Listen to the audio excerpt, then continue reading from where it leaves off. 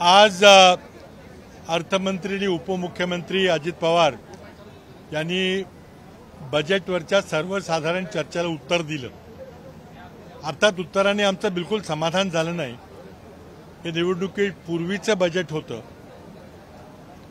दुसऱ्यांदा बजेट का सादर केले त्याचं उत्तर ते काही देऊ शकले नाहीत, कारण पहिल्यांदा फेब्रुवारीमध्ये एक बजेट झालं होतं।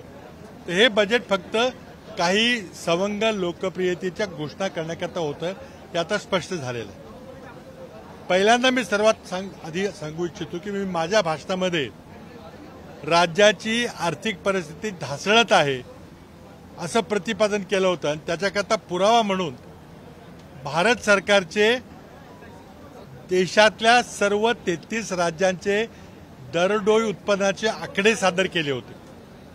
भारत सरकार सर्व 33 लहान मोठ्या राज्यांचे दरडोई उत्पन्नाचे आकडे वेळोवेळी प्रस्तुत करतं।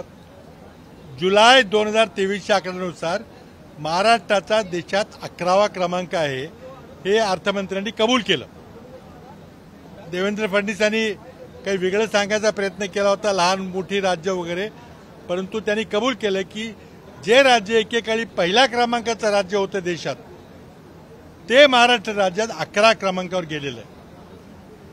महाराष्ट्र सरकारने गेले वर्षभर केंद्र सरकारला आपल्या दरडोई उत्पन्नाची माहिती कळवलेली नाही, आणि त्यामुळे फेब्रुवारी 2024ला लोकसभेत केंद्रीय मंत्र्यांनी उत्तर दिलं, आणि त्यामध्ये नवीन आकडेवारी जी दिली होती त्यावेळेला महाराष्ट्राची माहिती उपलब्ध नाही असं सांगण्यात आलेलं आहे।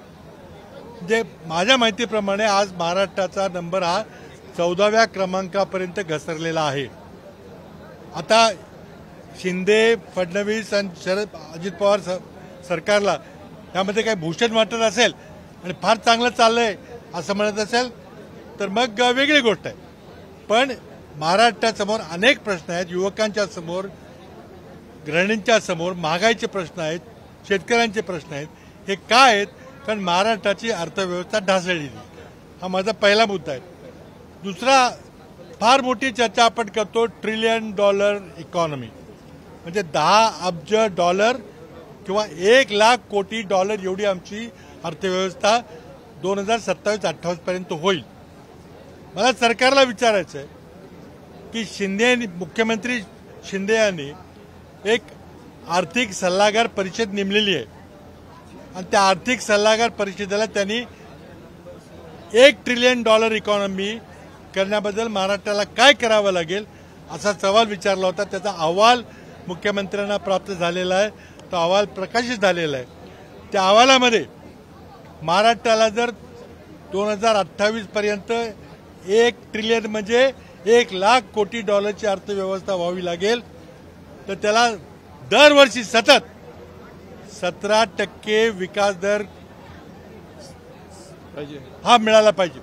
17% हे मुख्यमंत्र्यांच्या आर्थिक सल्लागार परिषदेचं त्या ठिकाणी निवेदन आहे, तो अहवाल आहे।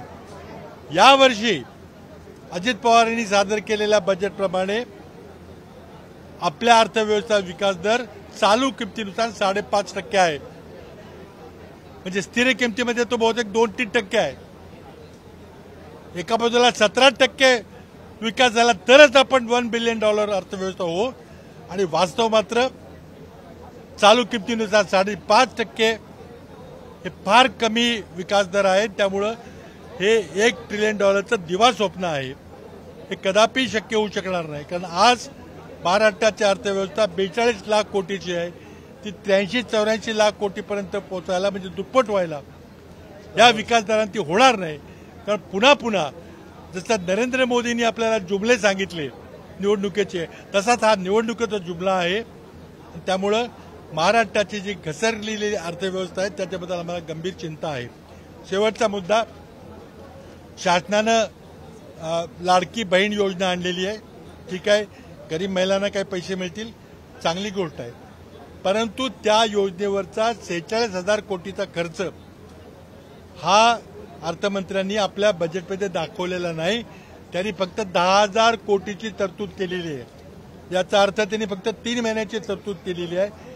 निवडणुकीमध्ये काय होणार त्यांना माहिती आहे, त्यामुळे निवडणूक जिंकण्याकरता फक्त ही तरतूद आहे, अन्यथा जर 46,000ची पूर्ण तरतूद केली तर महाराष्ट्राचा फिस्कल डेफिसिट हा 1,10,000 कोटीहून वाढून 36,000 कोटींनी वाढून तो जवळजवळ 1.5 लाख कोटीकडून जाईल. त्यामुळे हा वाढलेला राजकोषीय तोटा लपवण्याकरता त्या योजनेवर फक्त 10,000 कोटी दाखवलेले आहेत, पण कदाचित बहुतेक ते फक्त निवडणुकीपुरतीची तरतूद आहे. निवडणुकीनंतर आपण राहणार नाही त्याची जाणीव असल्यामुळं 46,000चा खर्च असताना फक्त 10,000 कोटीचा खर्च शासनाने दाखवलेला आहे. बोला बोला ओके तुम्ही बोला बोला.